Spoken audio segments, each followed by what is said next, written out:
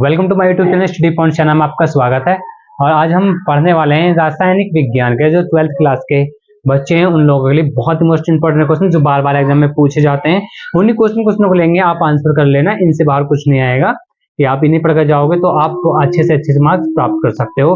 Question पढ़ते हैं, देखते हैं क्या क्वेश्चन है। पहला क्वेश्चन दिया है, किसी विलेन की चालकता तन्यता के साथ क्यों घटती है।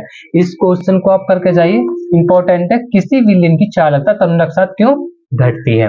दूसरा क्वेश्चन देख, क्या दूसरा क्वेश्चन है, प्रति परासरण का उदाहरण सहित अर्थ स्पष्ट कीजिए। देखो, प्रति जो परासरण है, प्रति परासरण का दूसरा नाम जो होता है वो क्या होता है, प्रतिलोम परासरण। ये भी याद रखना, प्रतिलोम परासरण होता है इसका दूसरा नाम। कभी ना पेपर में ऐसा होता है, क्वेश्चन चेंज हो क्या जाता है तो ऐसे दे देता है, प्रतिलोम परासरण। आगे क्वेश्चन क्या है, एक डाइसैकेराइड का नाम तथा अणुसूत्र लिखना है।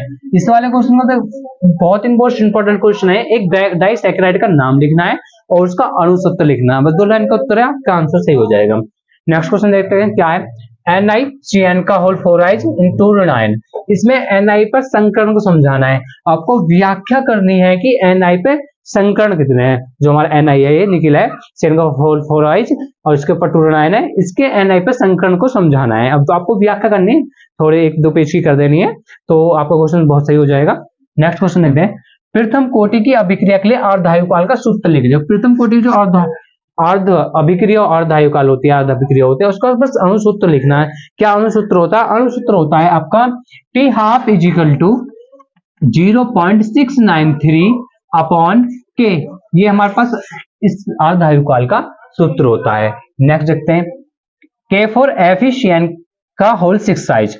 K4FeN में जो हमारे पास Fe है, इस Fe की ऑक्सीजन संख्या तथा समन्वय संख्या ज्ञात करनी है। समन्वय संख्या को उपसय संयोजन संख्या भी कहते हैं, कभी आप भूल जाओ, उपसय संयोजन संख्या भी कहते हैं। ठीक है, चेंज कर देता है कि समन्वय संख्या जो उपसंयोजन संख्या कहते हैं।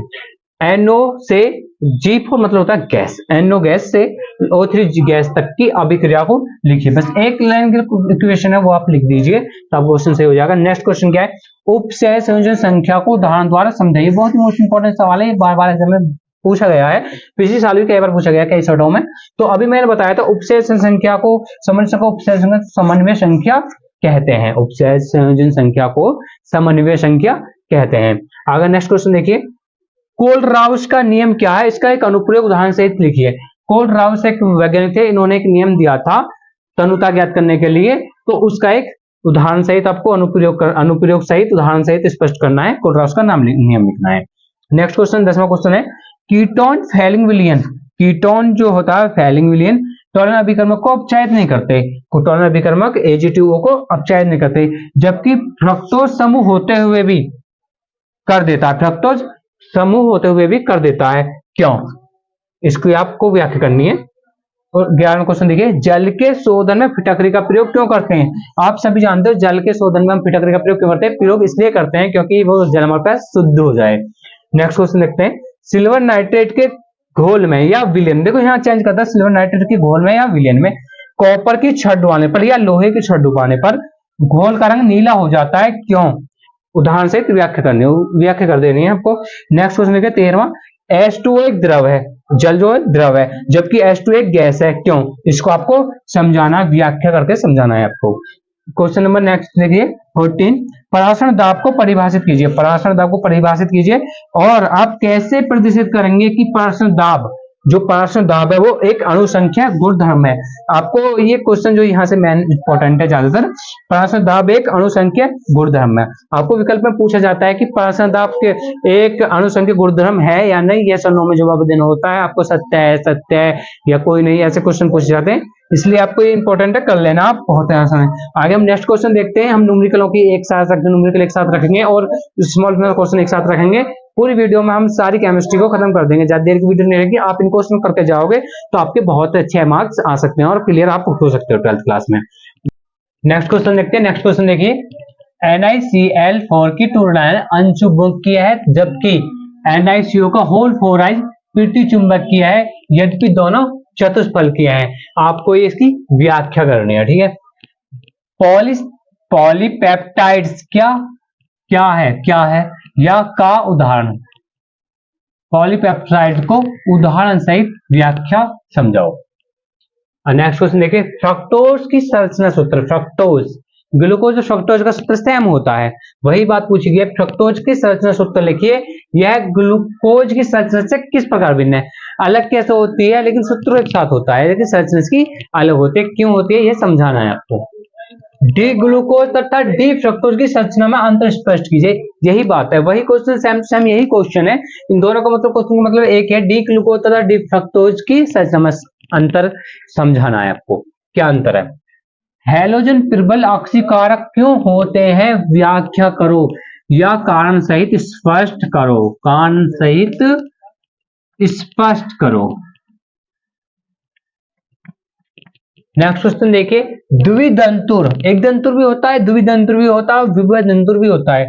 द्विदंतुर और उभयदंतुर लिंगेंड से क्या तात्पर्य है, द्विदंतुर और अभ्यंतर से क्या तात्पर्य है, प्रत्येक का एक उदाहरण दीजिए, दोनों का एक एक उदाहरण देना, आपका क्वेश्चन कंप्लीट हो जाएगा। नेक्स्ट क्वेश्चन देखिए, संक्रमण धातुएं सामान्यतः रंगीन यौगिक बनाती हैं कि जितनी संक्रमण धातु होती है ज्यादातर सामान्यतः मतलब सामान्यतः वो क्या होते हैं, हमारे रंगीन आयन बनाती हैं, रंगहीन भी है, कुछ रंगीन बनाती है, लेकिन सामान्यतः देखा जाए तो रंगीन बनाती हैं संक्रमण धातुएं।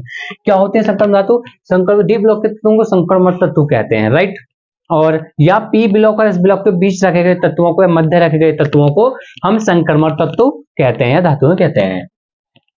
नेक्स्ट क्वेश्चन है, प्राथमिक तथा द्वितीयक अल्कोहल, अल्कोहल को आप जानते हो शराब C2H5OH इसका सूत्र होता है, कि पहचान हेतु रासायनिक समीकरण, इसकी पहचान कैसे कैसे की जाती है, इसका आपको रासायनिक समीकरण लिख देना है और समझा देना है आपको, बस इतना करना है। नेक्स्ट क्वेश्चन, डीएनए तथा आरएनए में अंतर समझाइए। देखो ये फिजिक्स में भी नहीं, केमिस्ट्री में, बायो में, दोनों में होता ही है, डीएनए और आरएनए, डी ऑक्सीराइबोन्यूक्लिक अम्ल और राइबोज न्यूक्लिक अम्ल, ये दोनों में अंतर आपको समझाना है, ये आपके बायो में भी होता है और केमिस्ट्री में भी होता है, बार बार पूछा जाता है। प्राथमिक, द्वितीयक तथा तृतीयक एमीन, ये किसकी बात करी गई है, एमीन की बात करी गई है, और यहाँ किसकी बात करी थी, एल्कोहल की। तो एमीन की पहचान कीजिए, रासायनिक समीकरण लिखनी है, पहचान की बस रासायनिक समीकरण लिखनी है, आपको क्वेश्चन कंप्लीट हो जाएगा, 3 नंबर का क्वेश्चन है आपका ये।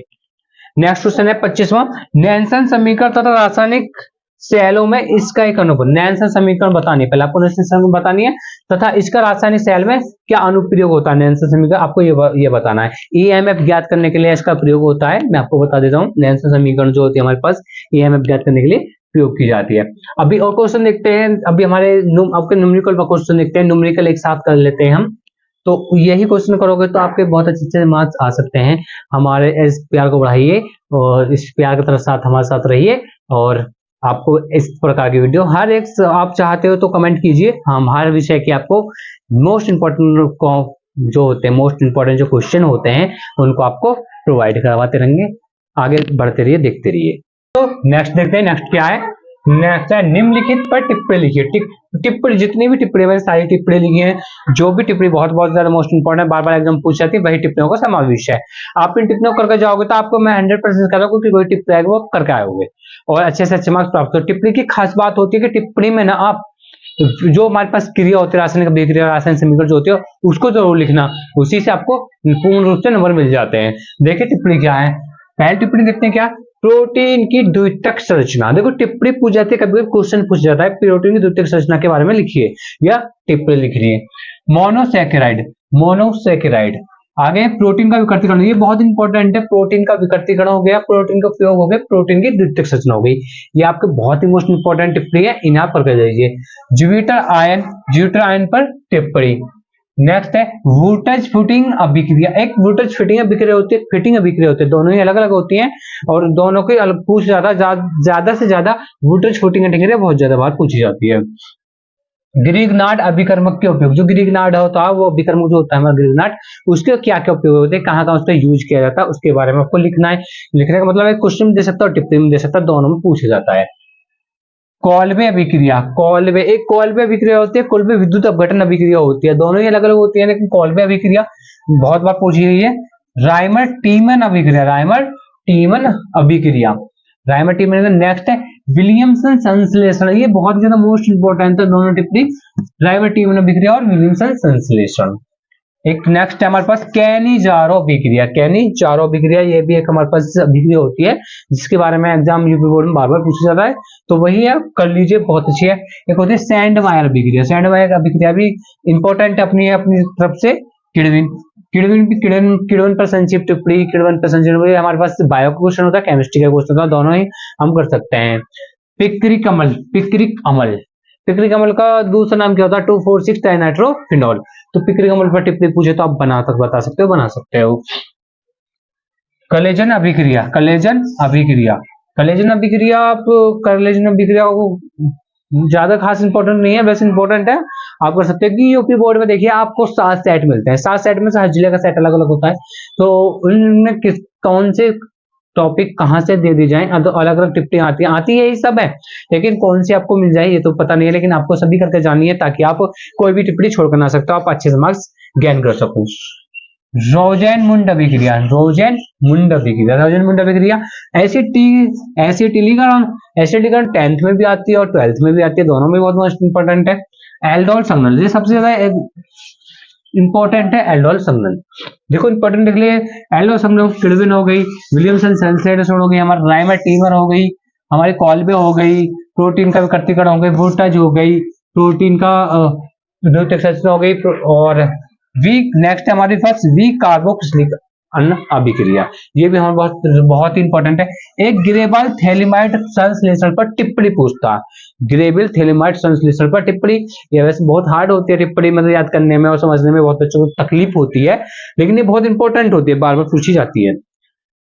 नेक्स्ट सब्जेक्ट में यही टिप्पणी है, इटार्ड अभिक्रिया। इटार्ड अभिक्रिया में बहुत लोग जानते होंगे, इटार्ड अभिक्रिया अपने आप में फेमस वर्ड है।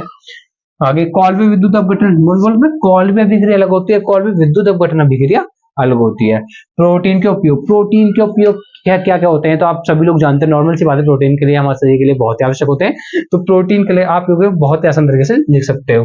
फिनॉल का ऑक्सीकरण, फिनॉल का ऑक्सीकरण की टिप्पणी पूछी जाए जब भी आपसे, तो फिनॉल के बारे में लिखने को, थोड़ा सा फिनॉल के बारे में लिखने के बाद फिनॉल की ऑक्सीकरण कर देना, उसकी बस रासायन समीकरण लिख देना, आपकी टिप्पणी कंप्लीट हो जाएगी। फिटिंग अभिक्रिया, फिटिंग अभिक्रिया एक वोल्टेज फिटिंग अभिक्रिया थी, जैसे मैंने बताया था, एक फिटिंग अभिक्रिया होती है, फिटिंग अभिक्रिया इन पे टिप्पणी पूछ जाती है। HVZ अभिक्रिया, HVZ का मतलब होता है विहाइड्रोजनीकरण, विहाइड्रोजनीकरण, जो HVZ अभिक्रिया पूछी गई है कई बार एग्जाम में, हो सकता है आपकी बार भी पूछी जाए। HVZ मतलब होता है विहाइड्रोजनीकरण अभिक्रिया, इस पर टिप्पणी, ये टिप्पणियां बहुत मोस्ट इंपॉर्टेंट थी जितनी भी थी, इनको आप करके जाओगे तो आप अपने एग्जाम में बेहतर से बेहतर परफॉर्मेंस कर सकते हो, तैयारी को बेटर बना सकते हो, और बार बार एग्जाम पूछी जाती है, इसलिए आप अच्छे से मार्क्स गेन कर सकते हो। बाकी जो न्यूमेरिकल्स हैं और लॉन्ग क्वेश्चंस हैं, कुछ रासायन समीकरण है, क्या होता है जब वे सब है, आप कैसे प्राप्त करोगे, इन सभी को हम नेक्स्ट वीडियो में करते हैं। तब तक के लिए धन्यवाद, और हमारा इससे प्यार बढ़ाते रहिए, और हमारे चैनल को सब्सक्राइब कीजिए और दोस्तों के साथ शेयर कीजिए। जो दोस्त हैं जो कमजोर हैं, जिनको जरूरत है कि ज्यादा समय नहीं है, तो ज्यादा समय नहीं है, तो इसके लिए उनको वीडियो शेयर कीजिए ताकि वो अपनी तैयारी कर सकें और पास हो सकें और अच्छे से मार्क्स गेन कर सकें, वो भी कोशिश करें कि हमें अच्छे से अच्छे मार्क्स प्राप्त हो सके। धन्यवाद।